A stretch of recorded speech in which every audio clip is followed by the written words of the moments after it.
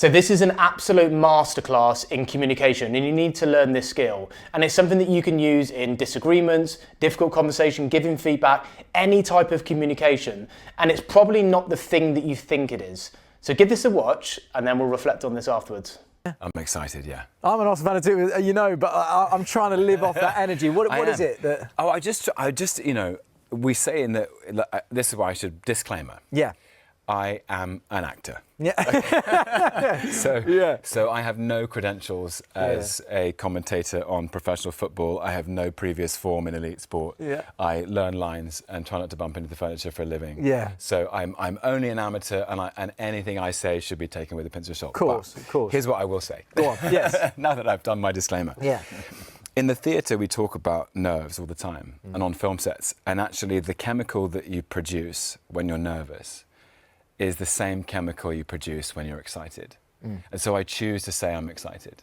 Like, I really think this moment for these two teams, I would say, is a moment they'll look back on for the next 3 decades as the most alive they ever felt. Like, perhaps you've been talking about this, you said in the break, guys, pressure is a privilege. And if you're feeling any pressure or the weight of expectation, you are breathing rare air that very few of us get to live inside. And I think that's something to really, for the Arsenal squad, I think that's something that I hope they can take in. Yeah. What a privilege to be the league leaders. What a privilege to be the only English side still in the Champions League. What a privilege to have Manchester City, managed by Pep Guardiola, to be chasing you. Like, Mikel's going to show this. I know, gosh, You might be in the dressing room on Sunday. Yeah. So I don't know about you, but I love the message. The whole pressure is a privilege, how we can reframe nerves as this chemical that can be seen as excitement. It's spot on. It's stuff that I talked about in my days working with elite athletes. Now, whilst the story was incredible and you could see that the presenters were licking and absorbing everything that he was saying, I think the real powerful thing here was what he did before he landed the message. Did you notice he said, look, I'm going to make a disclaimer. And I think this is the really important point here.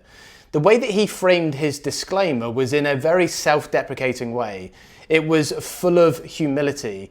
It almost created this sense of sort of laughter in the sense of, hey, look, don't listen to me, I'm just an actor. And what that did was reinforce this whole message of connection before content. He came across as a human. He came across way more relatable. And I think that this whole thing of priming and the way that we frame things is so important before we land our message.